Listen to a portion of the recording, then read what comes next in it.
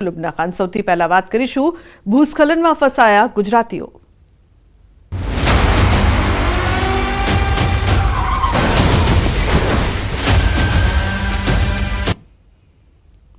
તો જમ્મુ કાશ્મીરમાં ફસાયેલા તમામ ગુજરાતી સુરક્ષિત। ગુજરાતના 50 લોકો ફસાયા હતા। ગાંધીનગરમાં 30 લોકો, પાલનપુરના 20 લોકો શામેલ।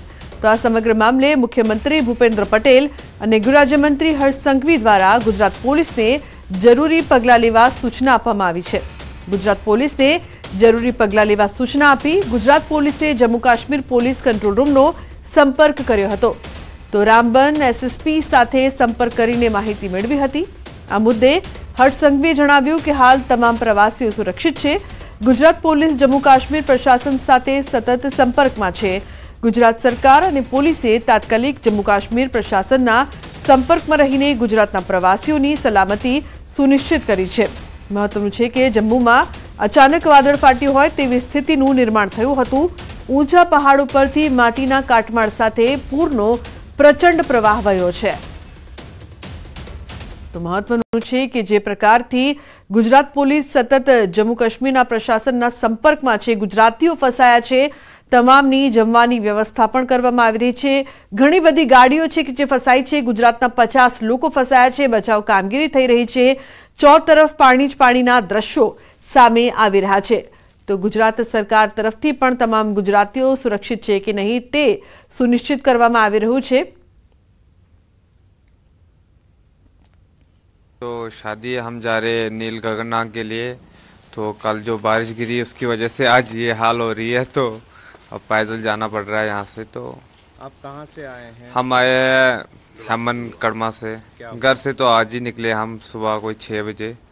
तो अभी हमने यहाँ पे फ्लावर पे गाड़ियाँ रखी हुई है। तो अब पैदल ही जाएंगे आगे तक। तो जम्मूना रामबનમાં ફસાયેલા લોકોની મદદે આવી આર્મી। જે લોકો ફસાયેલા હતા તેમની મદદે પહોંચેલા જવાનોએ જમવાની વ્યવસ્થા કરી આપી। અમારી ટીમ ગ્રાઉન્ડ ઝીરો પર પહોંચી અને ફસાયેલા લોકોની વ્યથા જાણી।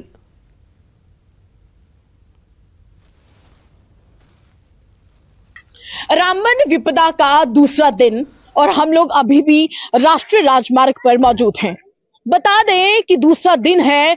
लोग जो हैं वो जम्मू से कश्मीर जाने वाले, कश्मीर से जम्मू जाने वाले नेशनल हाईवे पे बुरी तरह से फंस चुके हैं। लेकिन यहाँ पर भारतीय सेना के जवानों ने एक ऐसा इनिशिएटिव लिया कि लोगों को किसी भी तरह की दिक्कतों का सामना ना करना पड़े। ये जो लंगर वाली थाली आप देख रहे हैं मेरे साथ, ये जो लोग हैं ये पैदल सफर कर रहे थे और कई किलोमीटर का लंबा सफर तय करके ये कश्मीर की तरफ जा रहे हैं क्योंकि रास्ता बंद हो चुका है। और आप यहाँ पर मौजूद हैं। कहाँ से आए हैं और कहाँ जाना है? जी बिजनौर से आए हैं, यूपी।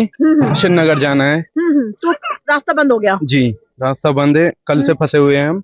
अभी काफी दूर से पैदल आ रहे हैं। अभी आगे लगभग बनान तक जाना है। तो आगे जहाँ तक आपको गाड़ियाँ नहीं मिलेगी वहां तक पैदल जाएंगे? जी जी। तो कितने लोग हैं आपके साथ? जी हमें लगभग 9-10 बंदे। 9-10 बंदे।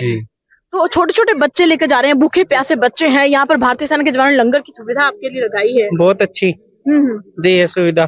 तो पूरा तो बाजार बंद ही दिखा होगा, कोई दुकानें खुली नहीं? हाँ बाजार अभी बंद ही था जहाँ से हम पैदल आ रहे हैं। हम फंसे हुए थे रात को। तो क्या रात को मिला कुछ खाने के लिए? रात को भी कुछ नहीं मिला था तो बिस्कुट के वही खाए थे हमने। अच्छा जी। चलिए, तो ये बिजनौर यूपी से आए हैं, कश्मीर जाना है। लेकिन यहाँ पर देवदूत कौन बना है? भारतीय सेना के जवान। आप देखिए किस तरीके से यहाँ पर लंगर की व्यवस्था हो रही है। यहाँ पर वेज पुलाव इनके लिए बनाया गया है और ये तस्वीरें बयां कर रही हैं कि किसी भी त्रासदी से अगर कोई जो उसकी चपेट में आया है तो भारतीय सेना के जवान जो है वो देवदूत बनकर उनकी रक्षा करने के लिए, लोगों की सेवा करने के लिए यहाँ पर मौजूद है। तस्वीरों में देखिए किस तरीके से यहाँ पर लोगों की जो सेवा है वो की जा रही है। आप खाइए, आप खाना खाइए। तो ये वो लोग हैं जो कई घंटों से नेशनल हाईवे पे फंसे हैं। भाई साहब आप भी फंसे हैं और कितनी दुख की बात है, कितना खाना नहीं मिल रहा है, पानी नहीं मिल रहा है। कुछ नहीं, पानी नहीं, खाना कुछ नहीं। और ऐसे में खाना अगर भारतीय सेना ने दिया है तो कितनी बड़ी बात है। हाँ बड़ी अच्छी बात है जी। खिला रहे गरीबों, क्या करेंगे, खाना खिला रहे हैं। चलो भला होगा। बिल्कुल, देखिए ये भी दुआएं दे रहे हैं और कौन नहीं दुआएं देगा। देखिए जिसका पेट खाली होगा वो दुआएं देगा ही। और सबसे बड़ी बात है कि यहाँ पर आप देखिए कंटिन्यूसली यहाँ पर जो है वो लंगर की व्यवस्था की गई है। कुछ लोग और हमारे साथ मौजूद है, उनसे भी बात करेंगे। भाई साहब कहाँ से आए हैं आप? हम उत्तराखंड से, रुड़की से। उत्तराखंड से, तो कहाँ फंसे, कहाँ जाना है, कितना लंबा सफर था और कितना दुख आपने देखा है? हमें श्रीनगर जाना था, तो रात को फिर जब बारिश होने लगी तेज और फिर पत्थर आने लगे, तो हम यहीं से गाड़ी हमने टर्न की और फिर वहाँ अंदर यानी कि लोगों ने मदद की माशाल्लाह, बहुत वहाँ पे बहुत मदद की है। और अभी चूंकि भारतीय सेना के जवानों ने भी बहुत इन्होंने मदद की माशाल्लाह यहाँ पे, और करते ही ये इनका काम है बेचारों का। देखिए, आप जो भारतीय सेना के जवान हैं वो भारत की रक्षा करने के लिए तैयार रहते हैं, लेकिन रक्षा तो भारत के लोगों को ही करनी है। तो आप त्रासदी में भी आज लोगों के साथ खड़े हैं और आपके चेहरे की मुस्कान बता रही है कि बेहद सुकून आपको मिल रहा होगा इनकी सेवा करने में। जी, ये हमारे को सुंदर मौका मिला है इनकी सेवा करने का, आम जन का। हम आवाम के साथ है, आवाम का जब भी हमें मौका मिलता है तो हम इनकी ये ड्यूटी के अलावा एक्स्ट्रा जो इनको हम जो भी मेडिसिन दे सकते हैं, खाना प्रोवाइड करा सकते हैं, ये हमारे अधिकारियों के आदेश होते हैं। તો જમ્મુના રામબનમાં ભારે વરસાદના કારણે ભૂસ્ખલન અને અચાનક પૂર આવ્યું, જેના કારણે વ્યાપક વિનાશ અને જાનમાલનું નુકસાન થયું। ભૂસ્ખલનના કારણે રાષ્ટ્રીય ધોરીમાર્ગ બંધ થઈ ગયો હતો અને અનેક ઘરોને નુકસાન થયું હતું। તો હાઈવે પર સેંકડો વાહનો ફસાયેલા છે, જેમાં પ્રવાસીઓ અને આ દુર્ઘટનાથી પ્રભાવિત ઘણા ડ્રાઈવરોનો સમાવેશ થાય છે। સરકાર અને બચાવ ટીમો અસરગ્રસ્ત પરિવારોને રાહત પહોંચાડવા અને વિસ્તારમાં सामान्य स्थिति पुनઃस्थापित करवा माटे काम करी रही है।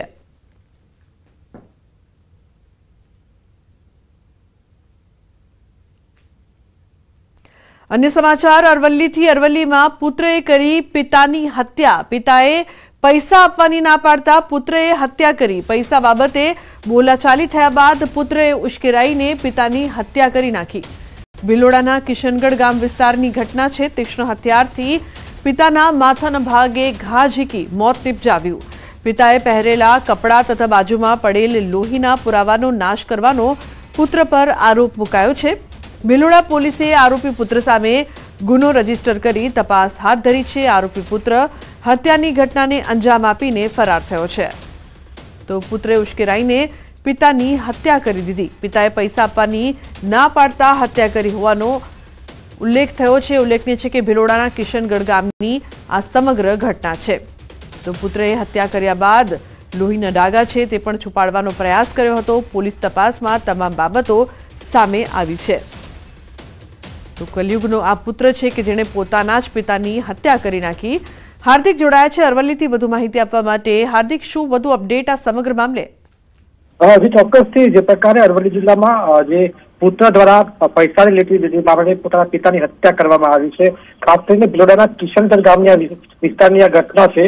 પિતાએ પહેલા રૂપિયા આપવાની ના પાડી પુત્રને અને ત્યારબાદ પુત્ર દ્વારા પિતાને તીક્ષ્ણ હથિયારના ઘા વડે તેમનું ઢીમ ડાળી દેવામાં આવ્યું છે। ખાસ કરીને હત્યા બાદ પણ જે પુત્ર દ્વારા તમામ જે પુરાવાનો નાશ કરવામાં આવ્યો હતો, છતાં પણ પોલીસ દ્વારા શરૂઆતમાં આપઘાતનો કેસ કરવામાં આવ્યો હતો। ત્યારબાદ તપાસ દરમિયાન ખુલ્યું હતું કે જે પુત્રએ પિતાની હત્યા કરી છે। સમગ્ર ઘટના મામલે પોલીસ દ્વારા કાર્યવાહી હાથ ધરવામાં આવી છે। જી બિલકુલ હાર્દિક, આભાર સમગ્ર માહિતી બદલ। તો સમગ્ર મામલે કાર્યવાહી હાથ ધરવામાં આવી છે।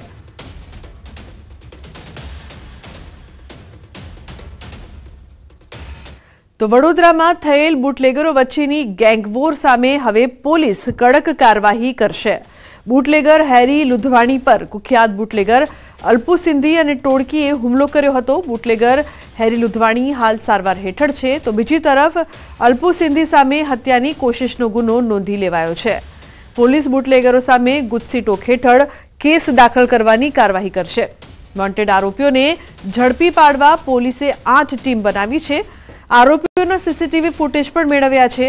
સાથે આ બુટલેગરોના મિલકત અંગે પણ તપાસ શરૂ કરાઈ છે। નોંધનીય છે કે પોલીસે એક્શનમાં આવતા બુટલેગરો ભૂગર્ભમાં ઉતરી ગયા છે।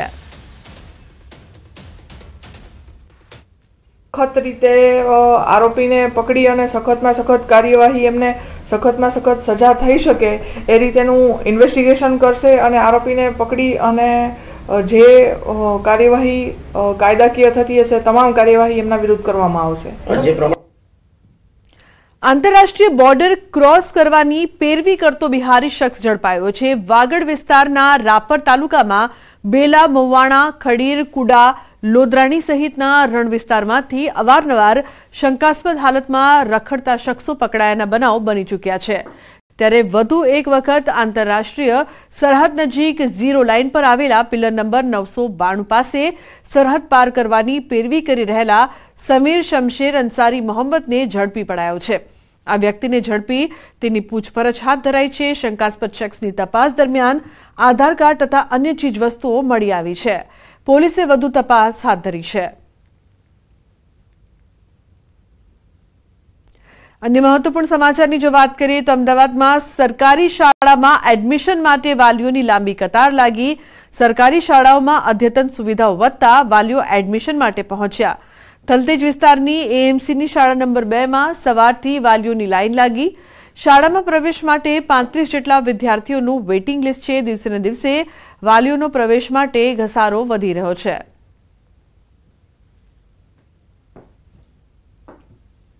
स्मार्ट स्कूल अंतर्गत अद्यतन सुविधाओं उपलब्ध करवामां आवी छे। आ शाळानी अंदर रोबोटिक लैब है, कम्प्यूटर लैब है, गूगल फीचर क्लासरूम है, गणित विज्ञाननी लैब है। आ तमाम सुविधाओं में बाळकोने उत्तम प्रकारनुं शिक्षण कार्य करावी शके एवा सुसज्ज शिक्षकों है।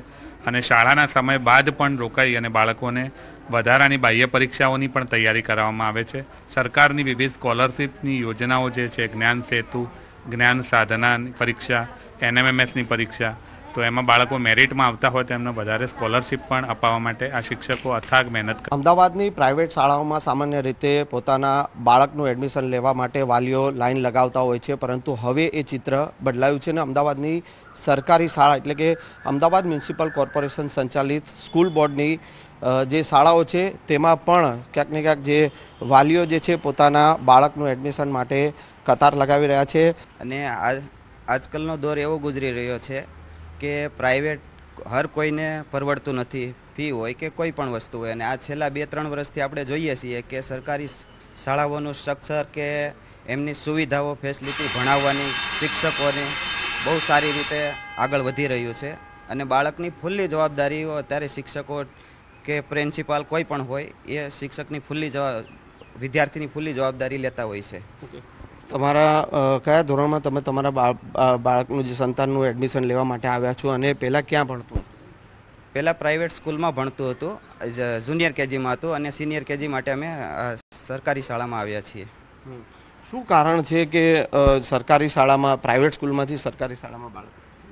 પ્રાઇવેટમાં ને સરકારીમાં એટલો તફાવત છે કે પ્રાઇવેટમાં એક તો બાળકનું પૂરતી ધ્યાન અપાતું નથી અને ફીનો પણ એટલો વધારો હોય છે કે હરેક વાલીને પરવડતું નથી। શું કારણ છે કે પ્રાઇવેટ શાળા છોડી અને સરકારી શાળામાં? પ્રાઇવેટ શાળાની અંદર મહિનાની અંદર દર શનિ રવિવાર એટલે મહિનાના 10 દિવસ એમને રજા જ પડતી હતી ને અમુક ટાઈમે તો વર્ષની અંદર 2 થી 3 વખત વેકેશન પણ આપી દેતા હતા।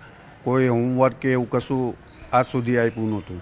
એના માટે હું અહીંયા એડમિશન અહીંયા અમે જાણ્યું કે સ્માર્ટ સ્કૂલ બહુ સારી છે, દરેક જાતની સુવિધા છે, જમવાનું પણ આપે છે, અઠવાડિયામાં 2 થી 3 વખત दूध આપે છે, ફ્રૂટ આપે છે ને એકદમ ચોખ્ખાઈ છે। એના માટે બેન પણ જે છે કે તેઓ અહીંયા તેમાં તમારા બાળકનું એડમિશન માટે અહીંયા આવ્યા છો। કયા ધોરણમાં તમારું બાળક પહેલાં ભણતું હતું ને અત્યારે તમે આવ્યા છો અહીંયા એડમિશન માટે સરકારી? મારું બાળક પહેલાં प्राइवेटમાં ભણતું હતું અને જુનિયર કેજીમાં હતી અને ત્યાં પણ સુવિધા એટલી બધી હવે સારી નહીં આપતા। ત્યાં ભણાવવા માટે અમે મૂકી હતી પણ ત્યાં ભણાવતા સારું નથી અને સાફ સફાઈ પણ સારી નહીં રાખતા। અહીંયા અમે સ્કૂલ જોઈ પણ અહીંયા સાફ સફાઈ છે, છોકરાઓને ધ્યાન રાખે છે ભણાવવામાં, એક્ટિવિટી વધારે છે અને ભણતરમાં બહુ ધ્યાન આપે છે ટીચર ને સાહેબને બધાય। એટલા માટે અમે એડમિશન અહીંયા લેવા માટે આવ્યા છીએ। સ્કૂલનું એ દ્રશ્ય પણ હું આપને બતાવીશ કે જે આપ જોઈ શકો છો કે સ્કૂલ જે છે તે પ્રાઇવેટ જે સ્કૂલ હોય તેને પણ ટક્કર મારે તેવી હવે અમદાવાદ મ્યુનિસિપલ કોર્પોરેશન સંચાલિત જે શાળાઓ જે છે તે થઈ ગઈ છે અને તે જ કારણ છે કે ક્યાંક ને ક્યાંક વાલીઓ જે છે તે હવે ખાનગી શાળાઓ છોડી અને હવે સરકારી શાળાઓ તરફ પોતાના બાળકનું એડમિશન લેવા માટે લાઈનો લગાવી રહ્યા છે। કેમેરામેન ખેંગાર રાઠોડ સાથે સંજય ટાંક, ન્યૂઝ 18 ગુજરાતી, અમદાવાદ। તો ફરી સાવજોની થશે ગણતરી। 10 થી 13 મે સુધી 2 તબક્કામાં એશિયાઈ સિંહની વસ્તી ગણતરી કરાશે। ગુજરાતના 11 જિલ્લાના 35,000 ચોરસ કિલોમીટર વિસ્તારને સાંકળી લેવાશે। સિંહની વસ્તી ગણતરીમાં લગભગ 3,000 જેટલા સ્વયંસેવકો પણ જોડાશે। ગુજરાત સરકારના વન વિભાગ દ્વારા દર 5 વર્ષે સિંહની વસ્તી ગણતરી કરવામાં આવે છે। જે અંતર્ગત એશિયાઈ સિંહની આગામી 16મી વસ્તી ગણતરી 2025 સંભવિત 10 થી 13 મે દરમિયાન 2 તબક્કામાં યોજવામાં આવશે, જેમાં પ્રાથમિક વસ્તી ગણતરી મે મહિનાની 10 થી 11 અને આખરી વસ્તી અંદાજ 12 થી 13 મેના રોજ હાથ ધરવામાં આવશે. મહત્વનું છે કે ગુજરાતમાં સૌપ્રથમ 1936માં સિંહ વસ્તી ગણતરી યોજાઈ હતી. એશિયાઈ સિંહ એ આખા વિશ્વમાં માત્ર ગુજરાતના સૌરાષ્ટ્ર વિસ્તારમાં આવેલા ગીર અભયારણ્યમાં જોવા મળે છે. વર્ષ 1980 થી ગીર એશિયાઈ સિંહોના એકમાત્ર નિવાસસ્થાન તરીકે સુપ્રસિદ્ધ થયું છે. એશિયાઈ સિંહ માત્ર ગુજરાતનું જ નહીં, એશિયાનું પણ ગૌરવ છે.